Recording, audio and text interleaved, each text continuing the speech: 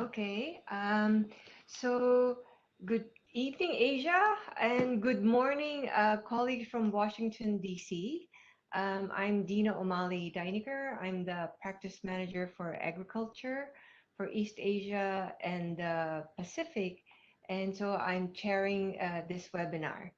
So so welcome to this webinar on e-fisheries, creating the future of aquaculture with an IoT smart feeding technology to help millions of farmers at the bottom of the pyramid.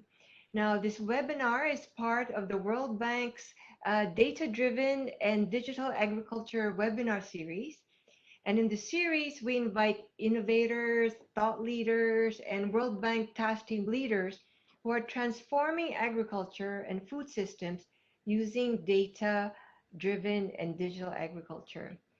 Now, when you look at all the countries in East Asia and the Pacific, and even many countries globally, there's now a great interest of how we can capitalize on digital technologies to make agriculture, including fisheries and livestock, to be more productive, more inclusive, more competitive, and more sustainable.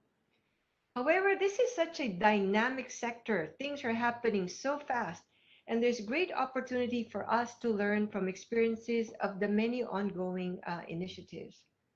Now, Indonesia actually has become a center for developing the startup ecosystem for fintech and agri-tech innovations.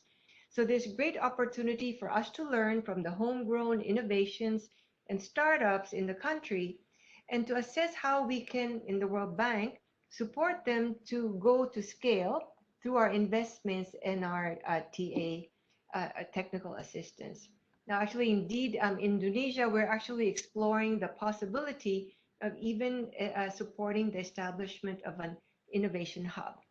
The innovation hub can then bring in the private and public sectors to work together on food, agri-tech, and agricultural data platforms. So, but before we start, some housekeeping. So please mute your microphone so we reduce the feedback. If you have any questions, you don't have to wait until the end of the presentation. Just please add them or type them in into the chat box. And for and all the presentations and recordings will also be made available after the webinar. Okay. So it is really my distinct pleasure to introduce to you our very special guest, who is Gibran Huzaifa. Now, he is a fish farmer turned agri-tech entrepreneur. So I would say he is the epitome of how to make agriculture cool. um, because he is the founder and CEO of eFishery. He has revolutionized the relatively untapped 9.4 billion Indonesian aquaculture market. The eFishery uses cloud-based smart feeding technology in fish and shrimp farms across the vast archipelago of Indonesia to ensure that the fish are healthy and waste is minimized. Indeed, eFisheries has been able to increase feed efficiency by 21%. So the eFishery doesn't just sell products, it also collects data from feeding, production, water quality, and fish behavior to create predictive insights for farmers. So the company uses the data platform to connect farmers with services like financing, market access, and supply. So uh, Gibran has been part of the Google Launchpad Accelerator in 2015 and Unreasonable Impact in 2019. He was also listed as the Forbes 30 Under 30 Asia in 2017 and the Ernst & Young Entrepreneur of the Year Innovation category in 2018 and the MIT Technology Review Asia Innovators Under 35 in 2019. He's really a star in this field. So after Gibran's presentation, we'll have three discussants. They are Harshadeep Rao, in the beach, as you can see. He's the global lead for disruptive technology and lead environmental specialist at the Environment, Natural Resources, and Blue Economy Global Practice. Then we have Frank Bertie, who is the senior livestock specialist in the Agriculture and Food Global Practice.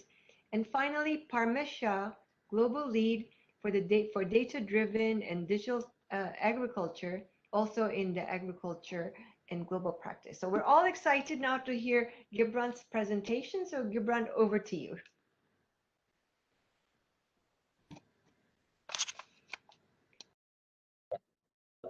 Hi everyone, I'm Gibran Jose. It's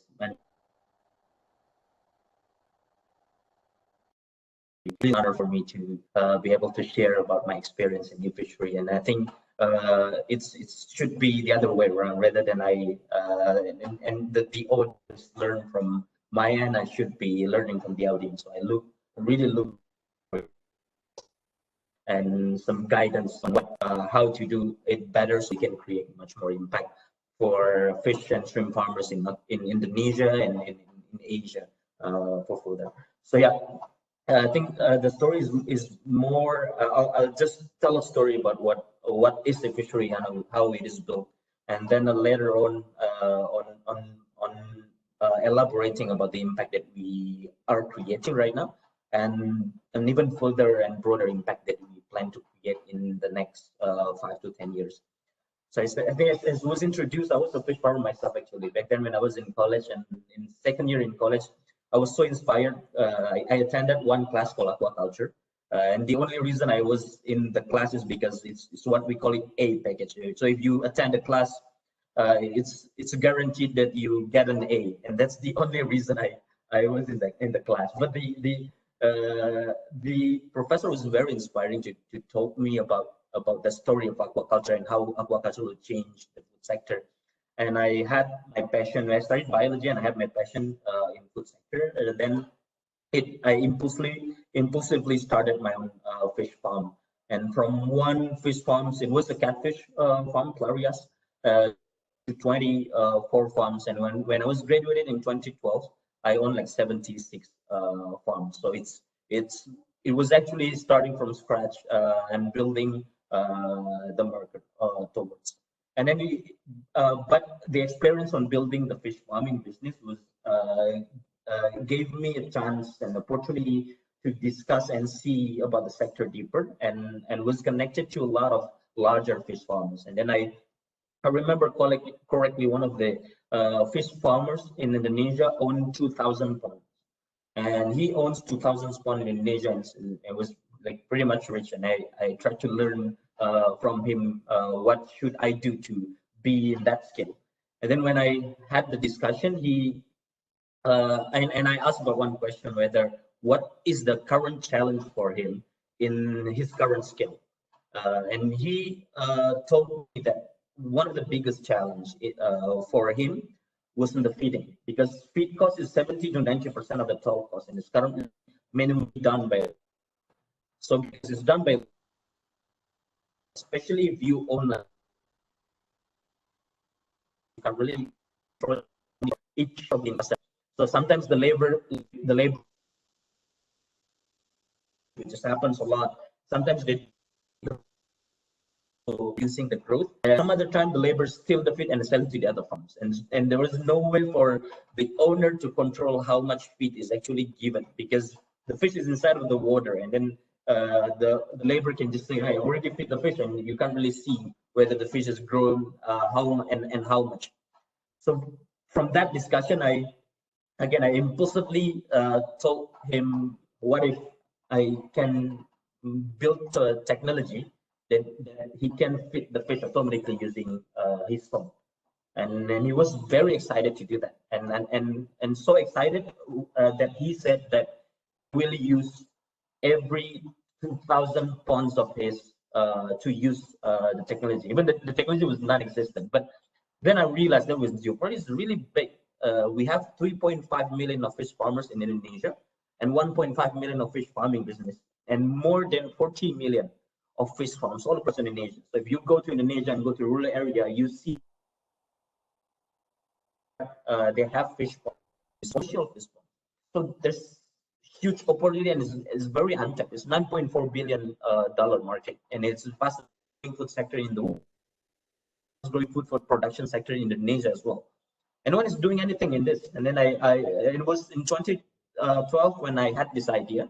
Like everyone started building a startups, but all of the startups ideas are revolving around the issues for urban societies, because how we can shop online, how we can order food from our home. So it's a very urban issues, but the issues that is actually big and providing us with a huge opportunity, no one is doing it. And I think when I was very inspired and appealed to that, and then I also tried to validate whether the problems is worth solving. And then you see that every farmers that I go that I went say that feeding cost, yes, is the biggest problem. Feed cost is the biggest issues for them. And this is how they feed their fish. They feed the fish like dump it inside of the water at once. The issues is every second the feed is actually floated in the water. The nutrition will be runoff. So it's like more like agricultural runoff. And that's why in a lot of lakes, for example, the biggest lake in Indonesia, the largest pollutant to the water, it comes from overfeeding, from the feed waste. And this is in the for industrial era right now. A lot of farmers are still getting inside of the water and to feed their fish. And this is an actual footage because I recorded it myself. So I realized that there's like a business issue, an actual business issue, that this is a huge problem for the business. It's also a huge problem socially because when the fish are dead or overfeed and the profitability is not there because of the feeding cost is over, then yeah, there will be some social issues. But there's also some environmental issues on this because, as I mentioned earlier, this is one of the largest pollutant in the water bodies. And then, yeah, I saw that this is also the problem that we're solving. So I started building the idea of that. So the idea is pretty simple. What if I can build a technology that people can manage it using the smartphone, using a phone? And then I started to ask my friend whether they own a garage, and one of my friends said, "Hey, I own unused garage." Well, what do you need it from? Every startup started from a garage. So if eFishery is successful, then I had to have a picture of me in a garage. So this is a picture of me in a garage, and I was in garage on just 2 months after I built like this first prototype. I think if you can see the first prototype is very scrappy. I used like a bin that was used to ship milk, and then if you see that the whole stuff at the bottom is actually using some compact disc. But then after this, I built this and I brought this to the to those farmers, and the farmers and the first technology that I built is actually only was SMS based. So it sends the SMS to the machine, and the machine will feed the fish automatically and sends the report to the machine. And then people were so excited. The farmers were so excited about this. And then usually, they're texting to each other, but right now they're texting to the machine. And how can it be possible? And then and that excitement is actually the one that pushed me. This is actually a viable business, and I started building and recruiting a co-founder and recruiting the first 3 engineers to build the eFishery. So I think, long story short, on the whole building, we tried to do it with our own resources. We rented a house when we also living there, working there. Every engineer is working there, and then we built the first commercial model of this business is by using the SMS gateway, but using the buttons, because most of the farmers didn't even have any smartphones. So you have to give something that is more familiar to them. And this is the first commercial product that was actually deployed in the market. It's a pretty scrappy, as you see, because we used like used plastic drum to build and use some acrylics to this. But this is actually people were buying it because there was, even if this is like quite a scrappy product, but this is the only solution that was available in the market. And then we built it from like 1 year, we only built only 200 units. And then we built the products, and the products were evolved and is still currently evolving up until now. So eFisheryFeeder that we know now and is actually currently available in the market is more like a machine that can feed the fish automatically. So it's the same. It is connected to a smartphone that people can now interact through the smartphone. But the additional thing is it's also connected to the sensor that can sense the fish appetite and adjust the amount of feed given with the appetite. And it sends the data to the cloud. And a lot of people are asking how can we sense the fish appetite? And then we use two types of sensors. Practically, we try to understand the behavior by two things. The first is acceleration-based sensors. It's practically from the movement of the fish. When the fish is hungry, they tend to be more aggressive. When they fish are full, they tend to be less aggressive. So it's more like us in a way. And the second is the acoustic-based sensor. So it's like a microphone that you put inside of the water that hear the yum yum, the chop chop sound when the fish is eating. And then we can tell when they stop eating, then they're already full. And then using these two sensors, then we can create some efficiency. And then it's all connected to the smartphone that the farmers can now use the smartphone as the logbook. And then if they're fish dead, they put it on the app. So we can data. And then we also realized that the technology is one thing, but if the technology needs some significant in advance investment for the farmers would be resistant to use it. So, for example, if to open a new pond is only need $1,000 US, and for one device would cost $500 US. So farmers would think that it would better off if they just open new ponds, because the investment for them for a technology that they can't really understand would be then too much, and then it creates a higher barrier for the farmers to adopt the technology. And that's why we try to create a model that can be radically affordable. That's why we create a model that we call feeding as a service. So practically, the farmers will pay as usage. So they pay on the daily basis and the monthly basis, which is less than $1, around 75 cents that they pay per day if they use it. So it's more like a rental model that they don't need to any in advance cost investment for them to use the technology. And as I was saying that it's using the cloud dashboard and also having the smartphone that we have to educate the farmers since the beginning. And then and after we educate the farmers, then they were able to input a lot of data information that we also realized that this is the goal. Right now, we know they're inputting what brand of feed that they're using, how many feed that they're using is also automatically generated from the smartphone. But if there's a fish dead, if they harvest the fish, they also put it on the app. So we have different kind of information that putting some mobile capability and also cloud capability to the farmers that was not definitely available before. And it's not just for a cool products or cool features. It's about efficiency, and it's about an actual benefit that we can create. So there's two benefits that we can create. The first is we can reducing the FCR, the feed conversion ratio, or increasing the feed efficiency. And it's up to 28% that we can reduce. And then in global level, it equals to 21.8 billion savings per year. And currently, we're already saving more than 64 million kilograms of feed that we will be able to save by using this technology in total. And second, we can increase the growth of the fish, because usually using human labor, you only feed like 2 to 3 times per day. But using the algorithm-based feeding technology, you can feed like 30 to 40 times per day. So it's more like a small snacking throughout the day, and then the fish can get bigger. So all in all, it can also be using the production cycle. Usually, let's say they're producing in 3 months. By using this technology, they can producing and harvest in 2 months, which means that in 1 year they can have 6 crops. And then the cost per kg would be dramatically reduced, which can be doubling their income. And it's what driving the adoption. So starting from like handful of farmers, right now we have 8,000 of farmers already using this technology, with more than 40,000 of farmers already part of the ecosystem. Right now, we're currently in 24 provinces and more than 340 cities all across Indonesia.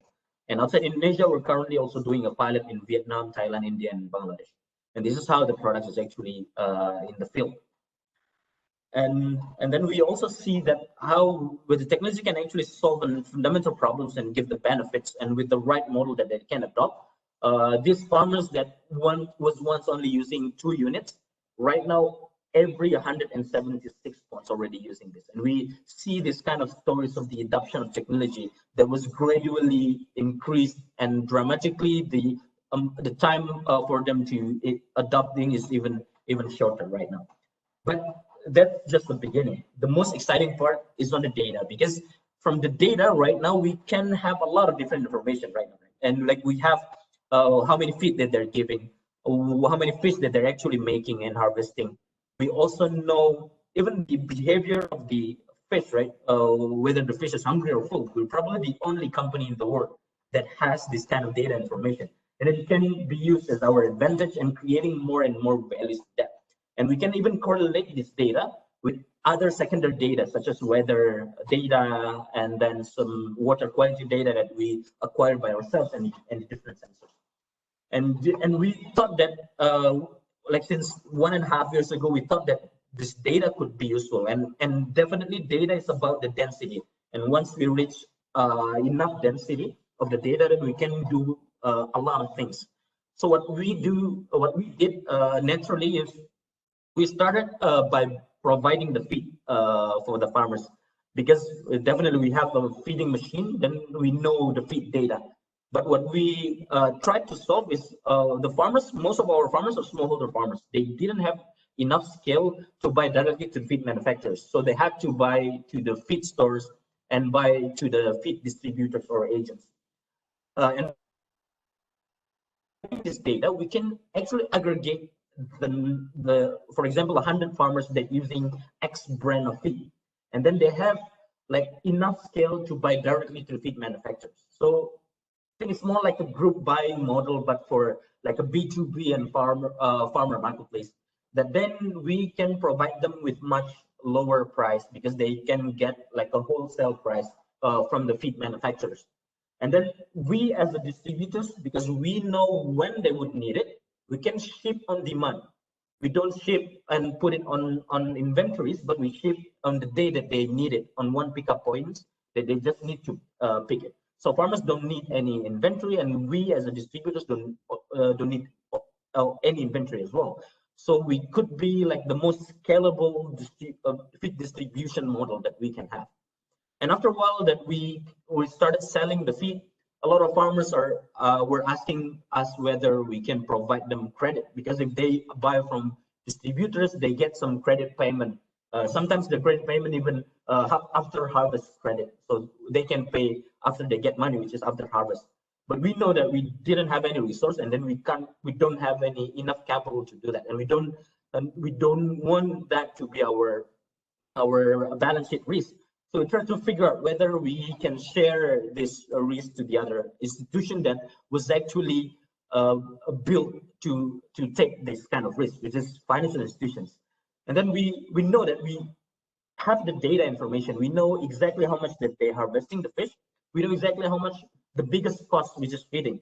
And we know what's their profitability. And by correlating with different kind of external risk factors, we know their resilience with the changes of the external risk factor. And then we now creating a credit scoring. So has a credit scoring for the farmers, for the person. But if the person has a good credit scoring, but the fish are dead, then they wouldn't be repaying the loan anyway. Right? So we can create right now the credit scoring for the fish. So that's what we market ourselves. So the first credit scoring for the fish. And then we provide the credit scoring when the financial institution can provide credit to the farmers. And then when they provide credit to farmers, the farmers can use that credit to buy the feed to us. And then we have to show and showcase the product in as a simple way as possible. So the whole process is as seamless as possible. It's only 3 days approval process. And right now we have around 30 to 40% approval rate from the financial institutions. And then we build it as more like a pay later business. So when the farmers get approval, they can get some credit limit. So it's more like a revolving credit limit, like a virtual credit card that the farmers can use to buy the feed only in our platform. And then they can choose the feed SKUs, and then you can choose the credit, the pay later model. So term of payment 1 month to 3 months, and then the pricing will be included all the pricing for the credit and the rate of the loan itself, the financing itself will be included. So the farmers don't have to calculate it how much they have to pay, and they can adjust it based on their production process and the cash flow that they have. So currently for this, we just started in the last 6 months, actually. We just launched it in 31st January. And then up until now, we approved more than 100 billion of close to 100 billion rupiah, which then around what, 8 mil US dollar. And then the average right now is 103 million, which is around 8,000 US dollar. Get, which is twice or 3 times bigger than the average loan that the banks or the governments usually give for the fish farmers in Indonesia. And we still have 0% NPL, and then we're providing to hundreds of farmers out of our total like 8,000 of farmers in our customer base right now. And then we're currently transacting hundreds of tons of feed right now. And when we're working with most of the feed brands in Indonesia, and also working with some of the largest banks in Indonesia, also some of the largest financial institutions, peer-to-peer lending in Indonesia as well.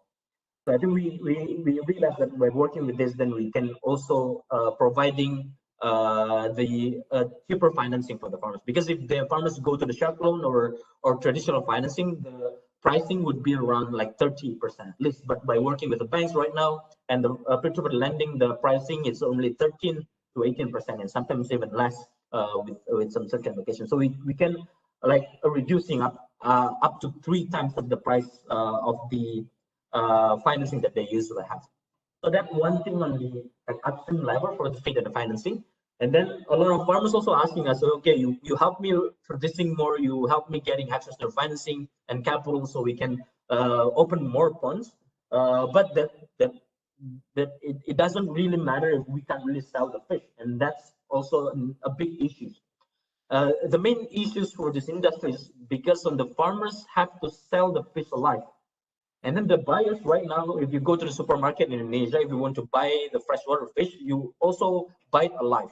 So even in the supermarket to the end buyers, we buy it alive. So there's no added value practically from the one that's sold from the farmers in the farm level and the one that bought by the end consumers. But the added value is the increase, the price is pretty significant and dramatic. It's 40% increase from the farmers level. And the farmers don't have any control and access to the market because they have to sell it alive. Then we are like whole fish eater right now. So when the fish is reached to the certain size, they have to sell it right away.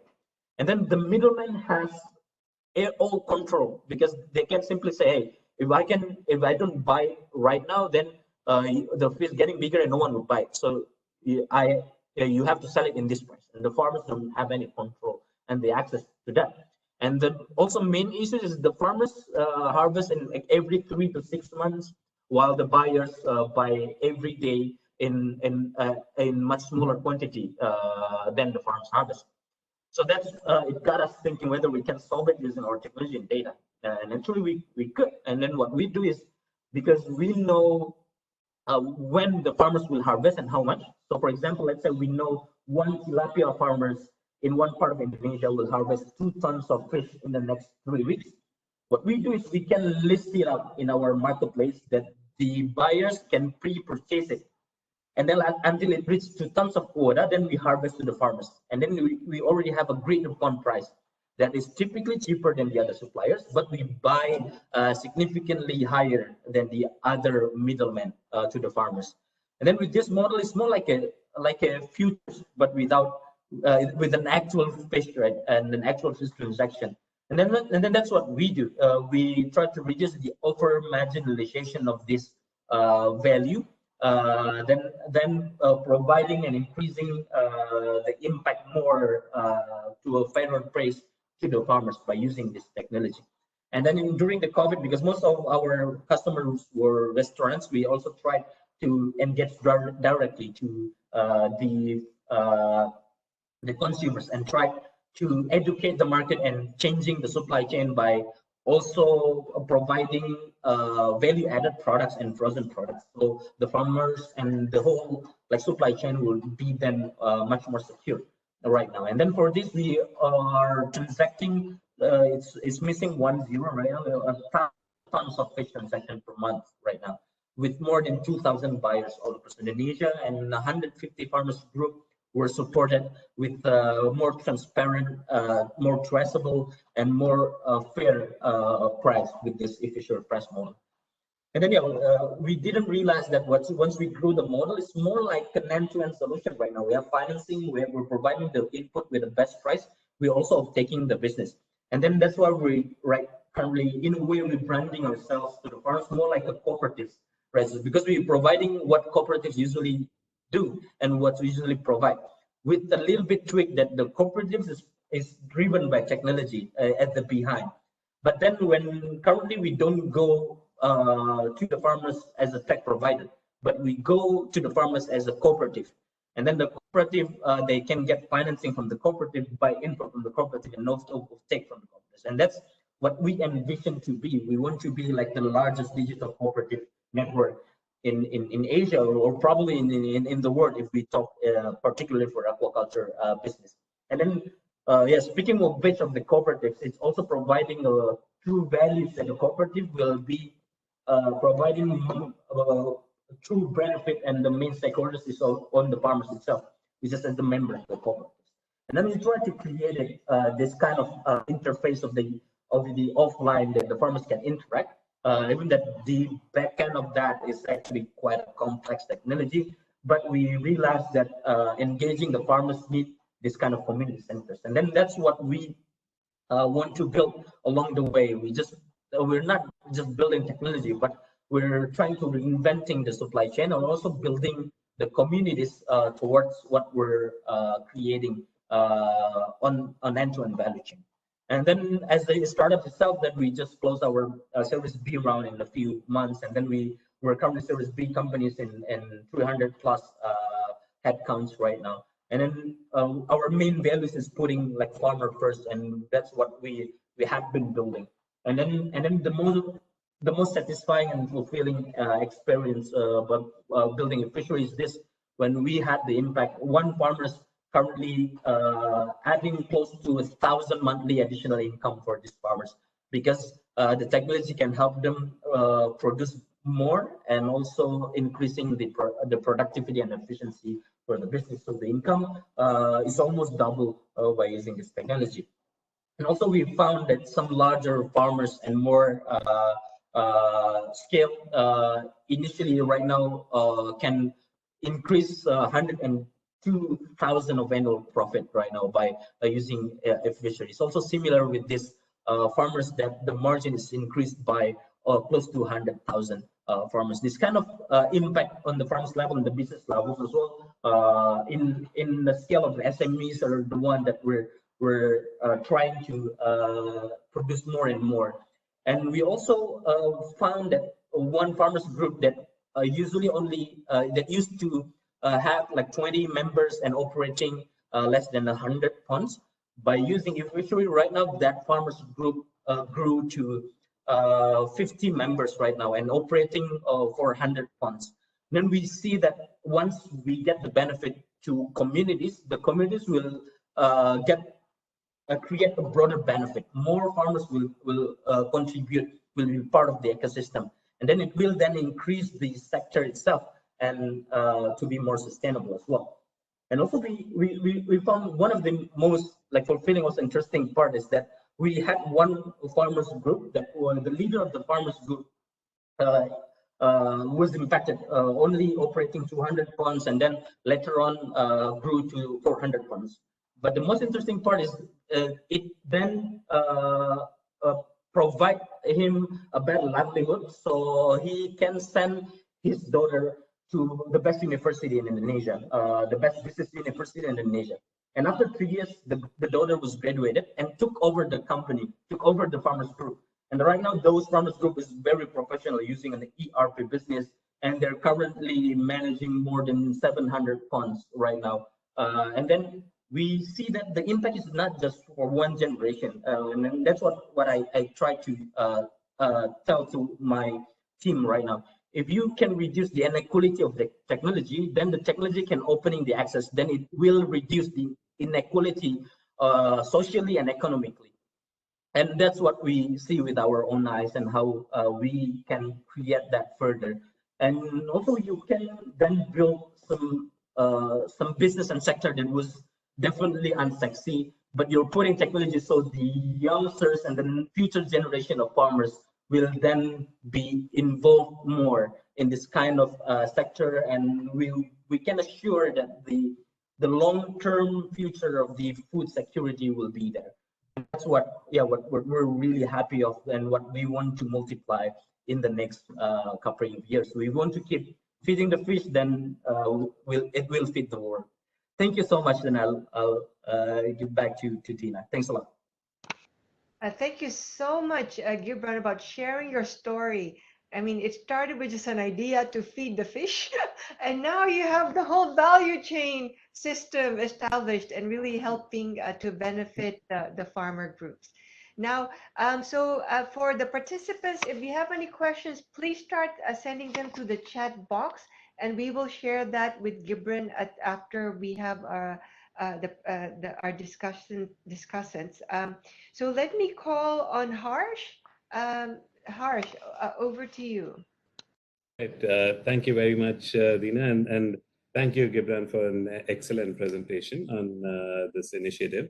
I think we all learned a lot in the process, and your story of how you started reminds me of the story of how I started. For example, more than 30-something years ago, I was a student in IIT Madras, one of the hot places in India, in South India. And the only reason I got excited about working on IT stuff, this was in '84 when I joined, when PCs had just come out, was because you could work in an air-conditioned room. And so that's how I got into a lot of these. So it's good that you had the easy A version of the class, which you started on. And it's always serendipity in terms of where we end up doing what we do. As Dina said, I help shepherd some of the work on disruptive technology, in especially our environment, natural resources, and blue economy global practice, which includes a lot of focus on fisheries as well. And we often were trying to define what disruptive technologies were, and it's I think something that you've demonstrated goes across, and you've managed to integrate all the different parts of what we've been talking about. For example, we thought there were 3 big buckets which we were focusing on. One to do with kind of disrupting the data value chain, where you're looking at collecting data using new sensors and Earth observation, all these things, but also processing them in new ways and developing dashboards for viewing the data and so on. The second, in terms of process disruption, where you're making things in new ways, like these feeders and some of the hardware improvements that you're talking about. And third is disrupting these way stakeholders interact with each other, such as through these apps and some of these supply chain aspects that you were mentioning. So it's great to see that you've integrated all the different types of disruption that we've been trying to help in different places in a lot of these applications. And I think, as Dina mentioned, this is a very rapidly moving field. So it's good to also see the many changes that have happened in the last 8 years since you started as well, in terms of not only the designs of the hardware, but some of these newer elements of trying to get to e-commerce platforms and other things as part of the work that you're doing. So I think it's great to see that, and it'll probably continue forever, a lot of the innovations that happen. It will be good at some point if we can maybe hear a bit more about some of the, you mentioned there were both financial benefits to the users as well as the environmental benefits. So maybe something on the environmental benefits is something that, if not now, later we can try and hear about, in terms of how these can be better valued, so that that could also be part of the picture while choosing different types of investments models that we often see on this side. And also any quick word you have also on kind of the sensor angle on these things, because for a lot of these aspects, you'll probably have new kind of, whether it be accelerometers or other types of sensors that you're using. So how that is going on? Is it mostly imported, or is it a local ecosystem that's developed on these, and so on? And also, I think your angle on the data reminds me of one of the study tours that I think Parmesh and I and Dina also was on in Korea, where we were looking at some of these entrepreneurs who had come up with something called the Internet of Plants. So I think you can start thinking about the Internet of Fish in some ways, where the idea is to try and bring together all of the data. And in fact, they were proposing the idea that they could give these sensors away free to users, as long as they had some of the data coming in and they were able to use the data, but also provide dashboards for the users as well to use on their own. Because I think in the end, the data is going to be the big commodity in terms of how fish behaves, and to try and help get some of the data on supply and demand and things like that, and put those together. And that's going to be probably your biggest resource that you pull together. But it's good to see it's not just digital development, but it's also a lot of the hardware and other elements that go with it. And I think as someone asked, maybe Parmesh did, and he'll probably come to it, it'll be good to also hear about how you got people interested in this. What was the process of socialization of these types of technologies and users for different types of stakeholders? Because there'll probably be a lot of people who will be unhappy, people who've got used to the existing system, all the middlemen and so on. So how do you get them, to try and get out of the picture so that you can deal directly with the users and with different users there? And so my two main questions are in terms of one, the scaling up of a lot of these activities. Like you said, you've started small and you have about 100 tons of fish that you've processed through these systems. So now what can be done further as we go look down the road in terms of scaling up some of these types of activities? So for example, there may be new technologies like blockchain or other things you may want to think of for the trust factor on the value chain aspects, or for quality management and all of those kind of things, and for buyers and sellers and so on. There may be ways of interfacing this with other e-commerce platforms that are already out there as well, to be able to link up these kind of systems and become more of a wholesale type seller to those systems. So you could probably explore those kind of stuff. So just to think about what's going on in your mind in terms of these kind of aspects, and also from the point of view of the bank, what role do you see us being able to play in terms of while we can't support one particular supplier or the other, the thing is, but it's important to help our clients get access to these kinds of technologies. So how can we help support some of the startup ecosystems that may be developing in this space? Any thoughts that you have in that regard would be great.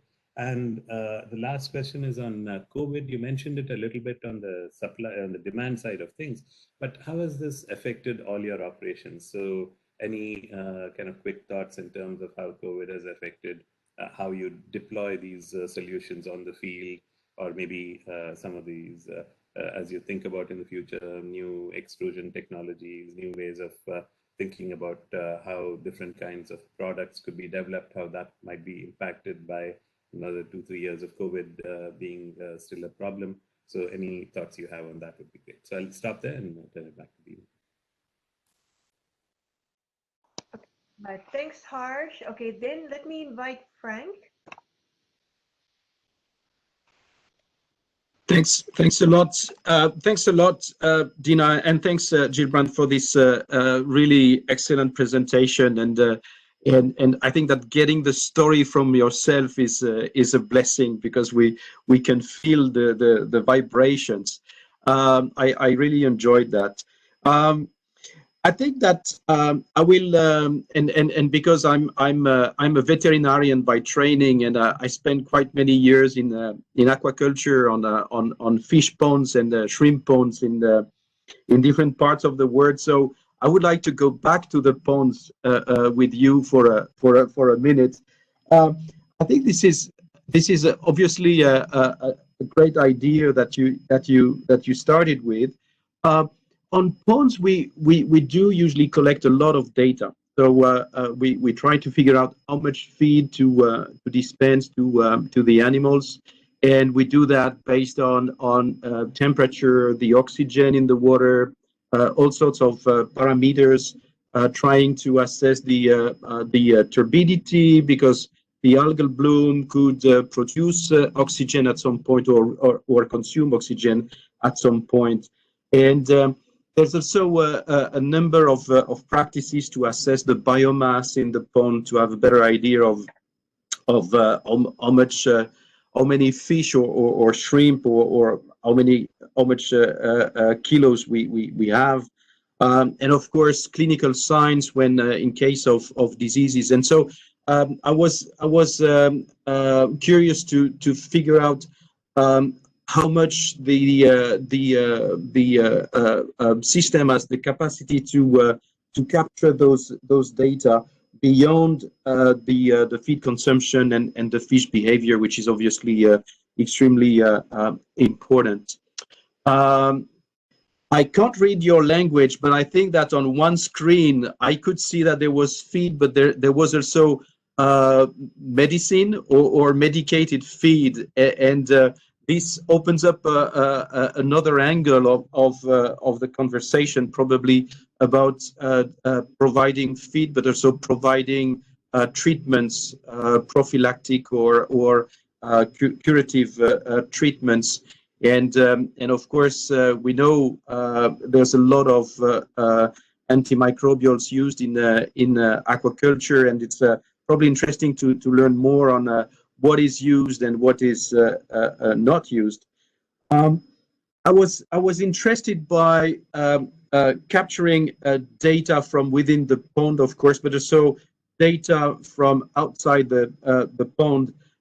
We know that when a storm is coming and low atmospheric pressure, the oxygen may drop, and you may want to reduce your feeding or even reduce your biomass, or bring oxygen to the water.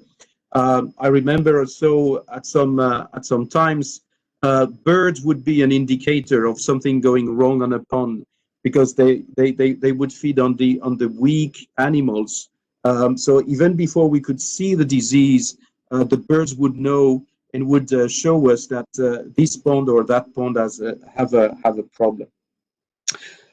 But so all of this brings me to the richness of this data ecosystem, and if we can expand on the feed by itself to a more comprehensive assessment of the pond and how it works.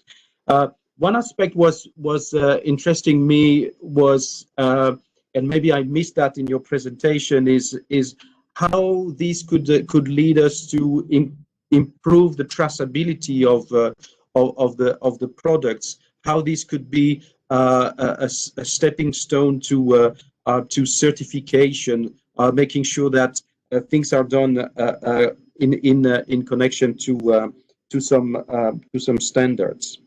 So I would like to leave time for other discussions and for the questions. I see a lot of questions. My questions are really how quickly you think you can integrate more data into the system and enrich this system. But my key question is probably how this technology and this disruption is changing the way people work on farms. Are we pushing people out of employment because they don't need to stand all day long on the side of the pond?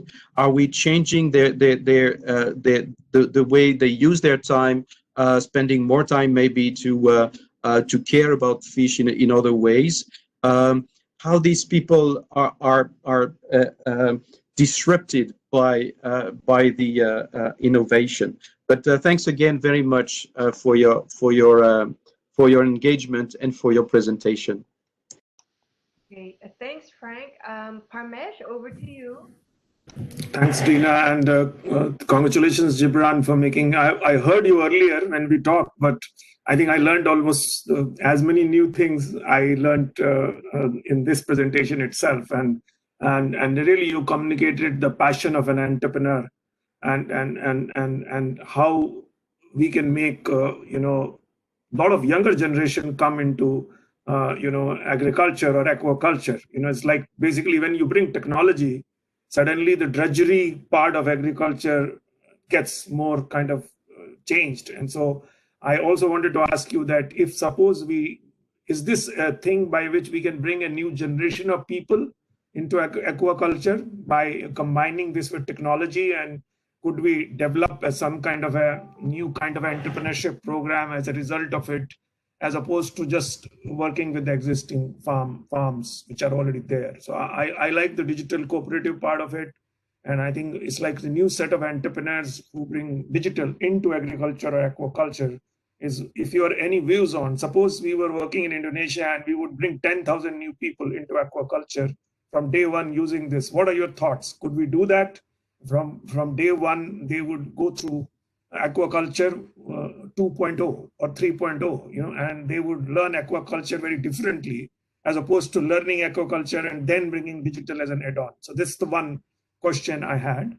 Second was that, have you looked at the other applications? Like clearly world over, I think the algae and lots of other products which are made from fish are being converted into health supplements and health products. And you can see there are almost like 46 startups globally which are using the fish algae and converting them into other things. So because currently we are looking at the fish only as a product, but are you looking at other byproducts at some stage to diversify the whole value chain itself? Because you could produce algae and convert algae into a much higher value product than the fish as well. So that's the second one. Have you looked at microalgae and lots of other things which are now in the fish aquaculture industry looking at? So you could, so have you looked at that, and are there options there?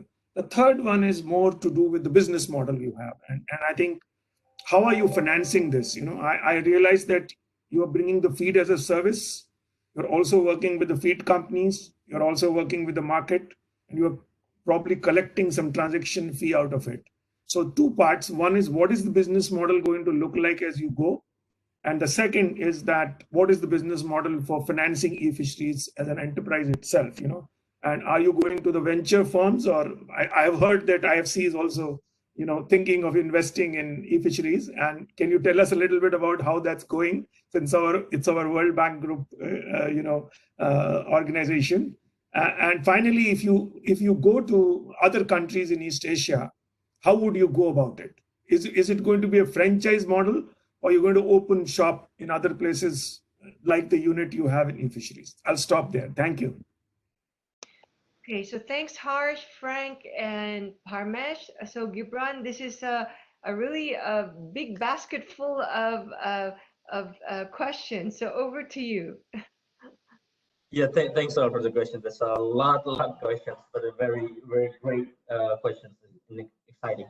And I think I'll answer in a few ways, and just accumulating the answers and the questions in a way. So I think our first question is related to the adoption and whether how the people can get access to the adoption rate. And then we also found in the chat room that a lot of people are also asking about that, whether it's actually sensible for the farmers to directly adopt this. And then the quick answer is definitely no, because absolutely, definitely, especially in the beginning, that the farmers, like, we're trying to sell a cloud-based, mobile-based IoT feeding technology for farmers that didn't have any smartphone. They never use any tech and equipment.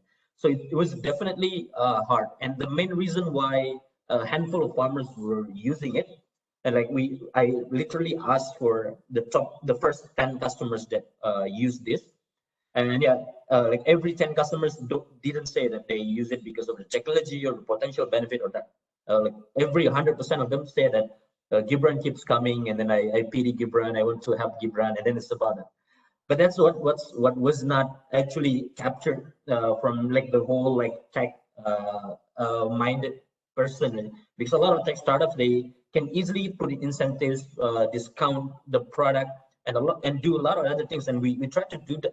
We even give discounts for the farmers. We even pay for the farmers to use it, and they didn't want to use it ever, because for them it's changing what they've been doing for the last like 2-3 decades, right? And it was not that easy. And for them, I already have enough. I already enough money, and then I'm making enough for to feed my family. So why should I do that? And then even I try to quantify it. Hey, we can double your profit or increase your profit by 30%. The farmers don't calculate their profit. They didn't even know whether they have the profit margin or not. And their indicators are, if they sell lands at the end of the year, then they would be losing money.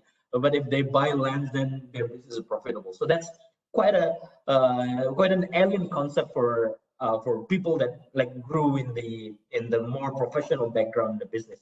And that's what we engage. And then we realized that you need like some building relationships and communities.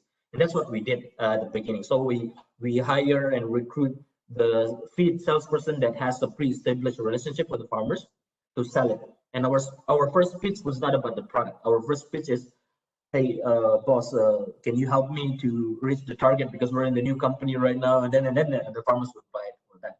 And then that's what we see, and then we try to adopt with it. And the second, and absolutely, when after we had the first farmers, then we had to ensure that the farmers can get the benefit, and then getting the next like adopters for that.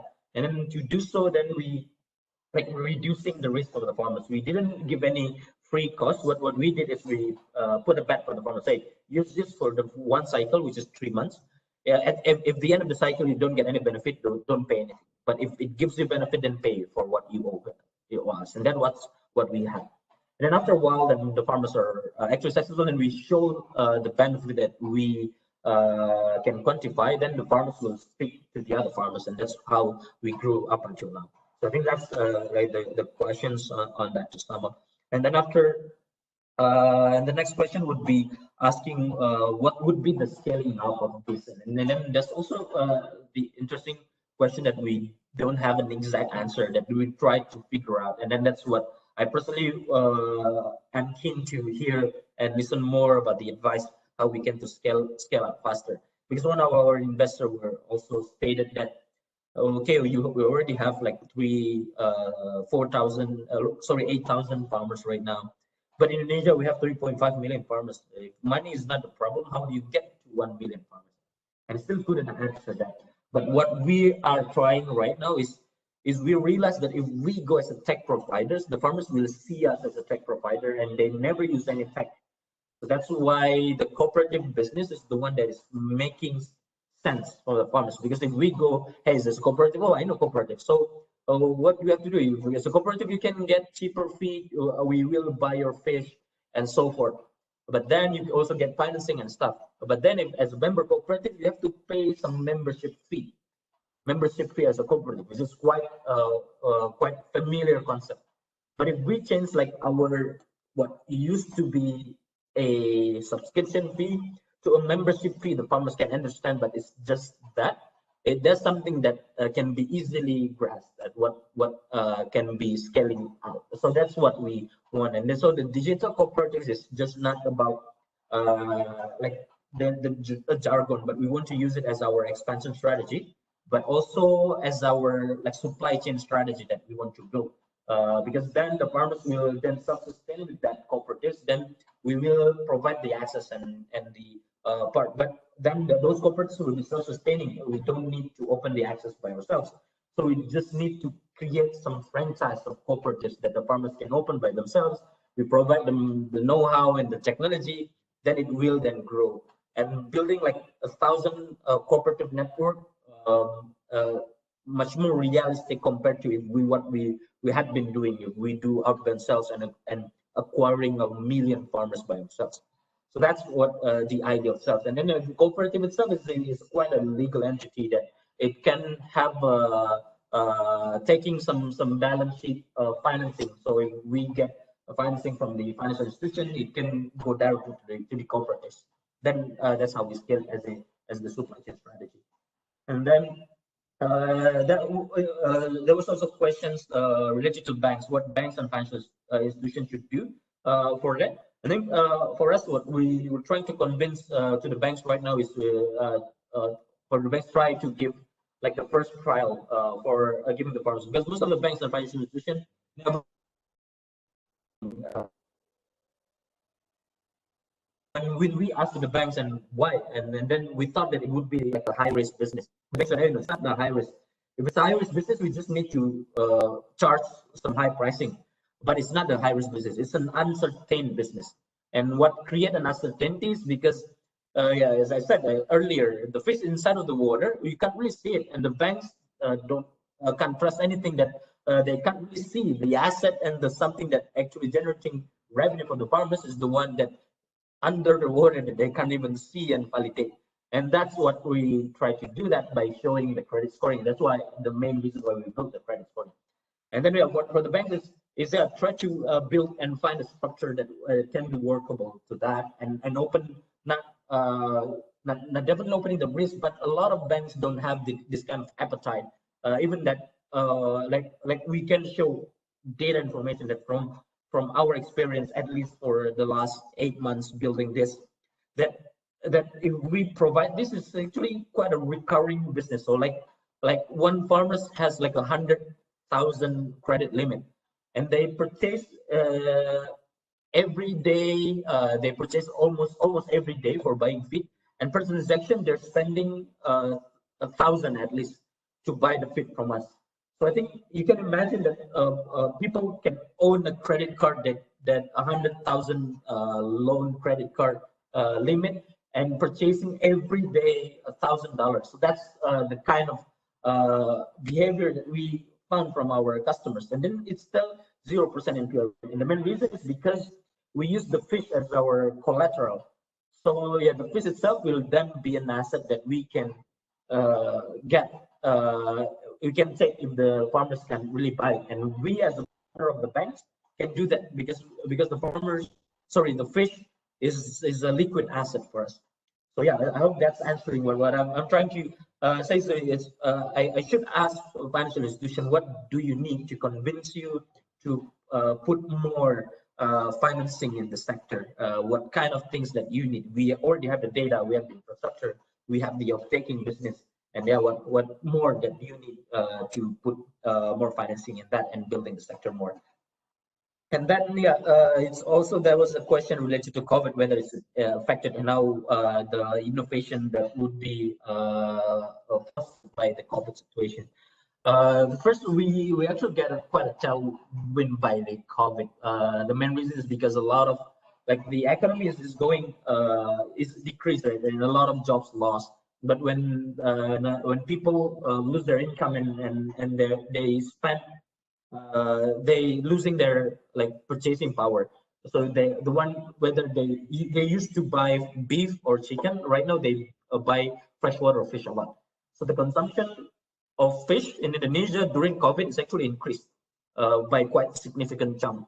So and also fish is perceived as a healthy food, and that's also the one who's driving that. Most of the fish is consumed through restaurants or the food vendors that was impacted during lockdown. So at the beginning of the lockdown, which is March and April, a lot of middlemen don't want to buy fish from the farmers because they couldn't sell it because restaurants and traditional market closed down. So that's what we had been trying to help. And what could be affected is the consumers want to buy fish, but they couldn't buy with a dine-in or delivery from the restaurants, and the supplies to the traditional market was also limited. So we tried to build some direct farm to fork business to that, and try to change a little bit that during this a lot of like consumers, they stay at home and they cook more and they want to cook simpler, so they buy some frozen fish that was not you used to do before. So we create some value-added products, that is seasoned fish and frozen fish. There was actually received strong response from the consumers, and we think that this kind of disruption on the supply chain can actually create like sustainable value for shifting from the live fish supply chain and distribution chain to more like a cold chain business that definitely will then create like a sustainable and transparent, much more efficient supply chain, hopefully, for the aquaculture business. So yeah, so that's the first round of questions. The second round of questions from Frank is the related data.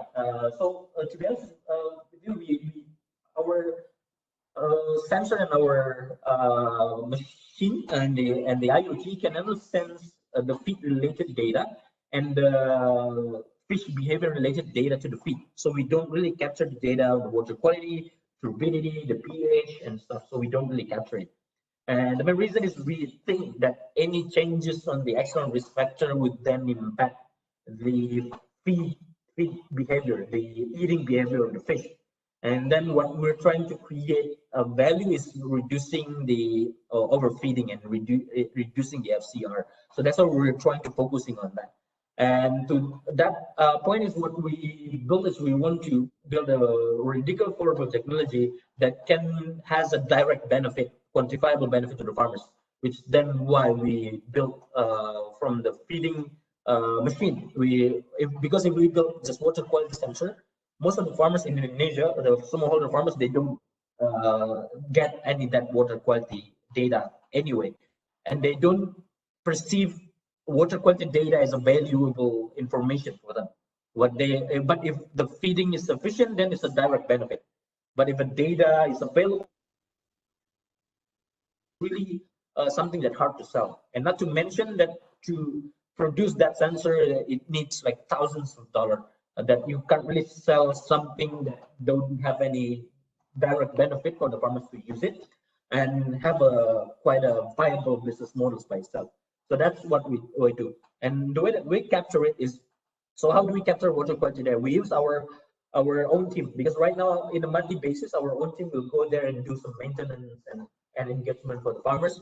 And then our team will then get some with the pretty much sensor quality data and then input it to the farmers. And for the farmers that have the sensor and our app can provide that capability to input manually with that sensors and data. And for secondary data that related to the weather and stuff, then we get it by working with our data partners. And then you also mentioned about the treatment that related to the disease. This is also one of the things that we have been experimenting and building. So we're trying to build some disease prediction algorithm, because initially we can, like if the fish is sick, they don't eat feed. So we can get also that information and data, but we can also get some different symptoms that was actually related to feed. And then we get water quality data that we acquire and generate manually by our team. And some information that the fish is dead, the farmers will report it on the app. So we try to build this algorithm to predict the disease, and then give exactly what you said, which is what the prescription to the farmers and how they need to use it.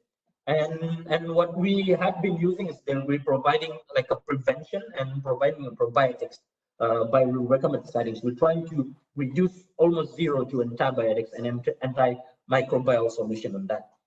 And related to traceability, absolutely, that's what we have building, because we know exactly what brand of it that they're using, even on the feed manufacturing, what batch of the manufacturers, which then can be correlated if the data was available to the raw materials on that. But on the production, whether the farmers are using probiotics or antibiotics, well, how many, what's the stock density, what's the water quality, we have that kind of information up to the consumer's level. The only problem with the traceability right now is most of our customers for eFishery Fresh are domestic market that don't really care about traceability and sustainability issues. We then don't really create the direct monetary benefit for the price of the fish itself. So that's what we try to open to the more export market that see this as a valuable information, that can get a premium price of the product itself. Then the premium price will then create an incentive for the farmers to produce more sustainably, and also input more data information, because they then lock them in one incentive model related to the traceability directly. And sorry about that. And then and how quickly we can integrate the data information to the ecosystem. Technically,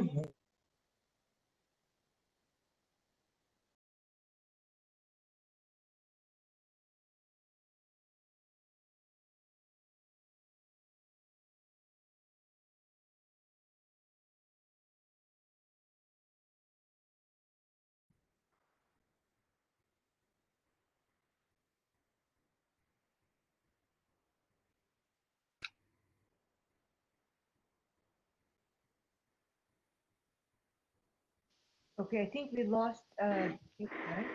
Vivek, can you see if we can get Gibran back? Yes, I'm trying. Call it disruptive technology for nothing. It's like when the day, I always pray to the gods before starting every session that it goes without any disruption.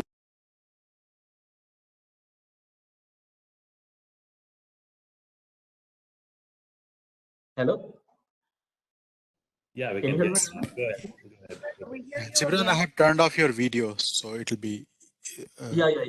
No worries, no worries. Say, I had a problem. I lost the connection of the internet, but right now it's okay, right? Go ahead, Gibran. Can you hear me right now? We can hear you. Okay, so sure. So so I was just starting to answer the last rounds of questions. So I think the question is is this how we bring technology to get new farmers? Yeah, absolutely, definitely. And I think one of the most interesting part that we're building is on the like local wisdom and the best practice that we have from the farmers level that we capture on the cloud, and the sensors also trying to figure out and capturing. We put machine learning on the cloud, then we create some AI driven recommendation that any farmers, even that they are new ones, they can get a better and the best recommendation on how to produce the fish better and create a profitability business out of it. So that's what we have been building. And then afterwards, that we definitely are trying to engage more and more farmers. Currently, we have a program with the government, what we call it like millennial farmers, millennial fish farmers practically. So we try to engage the next generation of fresh graduates to work with the new farms that built and subsidized by the government, and then provided by technology that we have. And then after a while, then they will be like a new farming entrepreneurs that will then create it. So it's just like 100 or 200 pounds right now at the beginning, but absolutely we have a program initiatives together to generate like a new 10,000 of farmers. Then it would be open, and I am absolutely think that we have that capability to do that for now. And then for the other applications on that, we haven't really thought about it because we think that the market is even big enough for fish and shrimp farming business. We haven't really thought to expanding to other aquaculture. And the main reason is our core products is related to feed business and the feed machines and what we have been building our internal capabilities. If we go to, for example, microalgae, it's a different. It's still aquaculture, but it's a different like business process and different methodology that we can't really easily expand to that. And we had to build like the capabilities from scratch if we want to go to the other sector. So the quick answer is no. And what is currently the business model for the business group? So first, for the IoT solution, our business model is a feeding as a service. So it's definitely pay as you go business. So it's a monthly subscription based. So what we call to the farmers is more like a rental model, rental business. So it's like a leasing, like a car rental business practically. that we manufacture with our contract manufacturers. Then we provide the rental that the farmers pay in a monthly basis. There's no other additional in advance cost that they have to pay for that. So that's for the IoT business. For the feed business, it's like a usual feed distribution business. We practically buy from the feed manufacturers, and then we sell cheaper to the farmers. And then as the feed distribution business, we use the data as a leverage for us to not needing any inventory, and then building a stronger and more efficient logistic and supply chain for shipping the feed.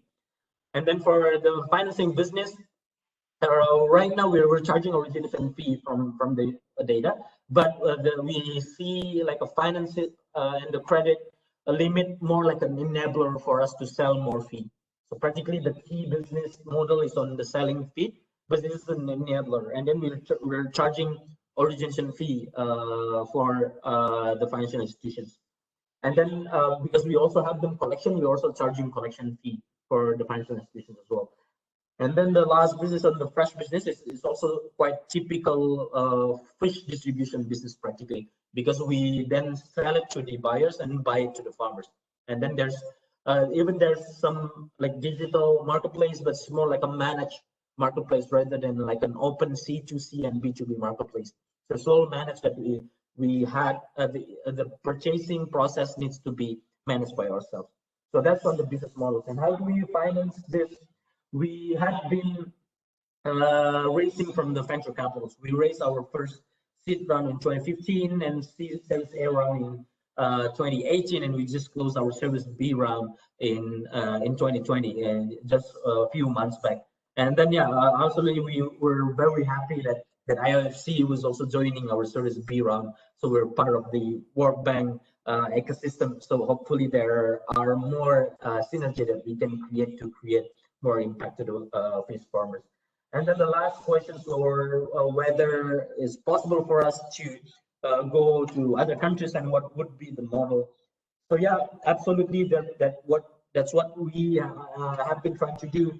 We're doing a pilot in Vietnam, Thailand, Bangladesh, in India, as I said. And the model would be working with the strong local partners, which was typically the largest feed suppliers or largest agriculture providers in that sector. So, for example, in Bangladesh, we're working with the largest agriculture companies there. In Vietnam, we're working with the largest shrimp companies there. So I think the key things is we want to just piggyback on the current distribution that already built, and by working with the market leaders in that business, because they already have the resources and infrastructure, and then we can share the benefit of our technology, and then we don't really need to build the model and the operations by ourselves since the beginning. So yeah, I hope that's answering most of the questions. So I'll get back to you too, Dina. Yeah, thanks, Gibran. There were a few more in the chat box. I guess one question was, what is the initial investment cost for the farmer to buy the feeder, the eFisheryFeeder? And the second was, in terms of being able to link now the farmers to the market, have you also considered partnership with the e-commerce platform?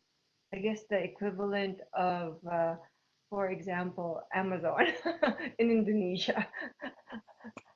Over to you.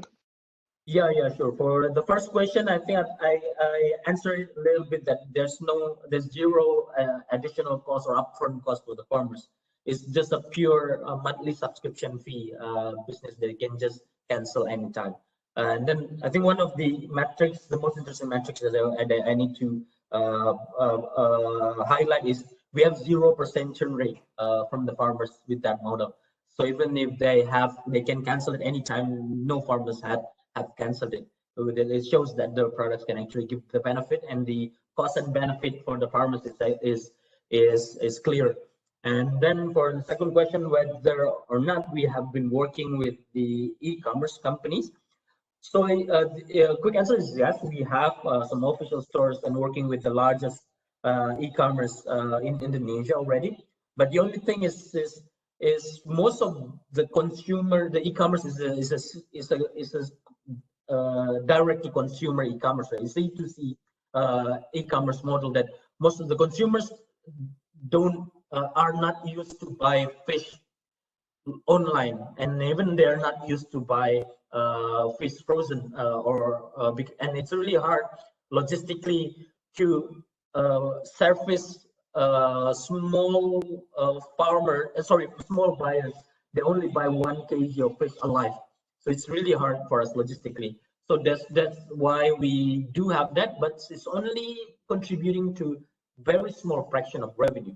So what we are working with is one of our investors. So one of our investors in Service B round is Go Ventures, which is venture capital arm of Gojek.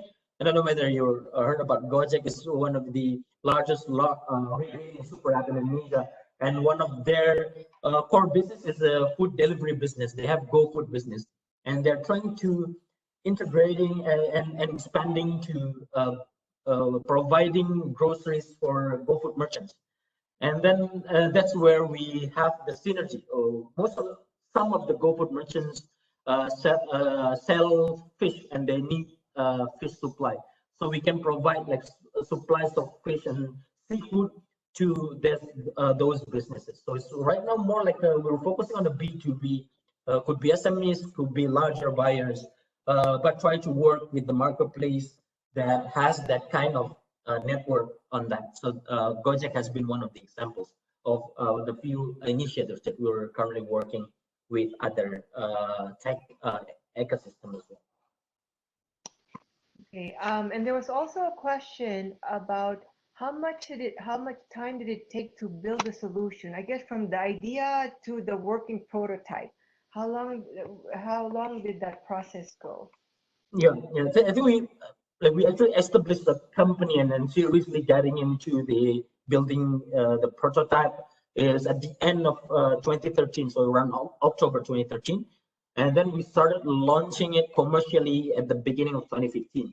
So it's more or less 1 year and 3 months to build from the first prototype to an actual commercial products that we have.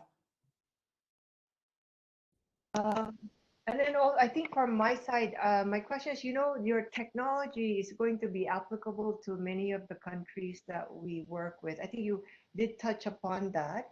Do you see like licensing this technology to other countries, or would your idea be to establish a subsidiary in the other countries? Because I think there's potential in Laos, Cambodia, Myanmar. They do have a lot of aquaculture. So how would you see this in the future? I'm sorry, I think I lost your the first was breaking out a little bit. Can you repeat just the question? Okay, so your technology really has broad applications to many countries in East Asia, whether it be Cambodia, for example, Cambodia, Myanmar, Laos.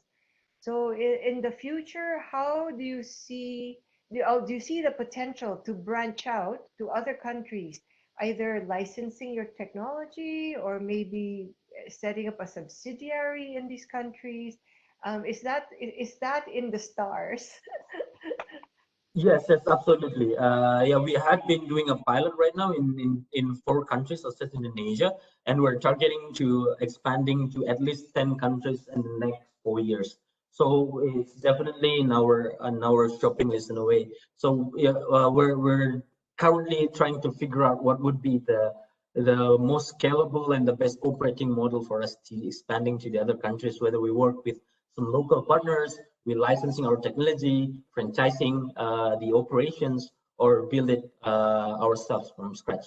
So that's what one thing that we're trying to figure out. But I can assure that for the next 1 or 2 years, we want to focus more in Indonesia and started to doing a pilot in the other countries. So yeah, would be a great help if you can also advise me on what to do and connect me with the right person to follow through.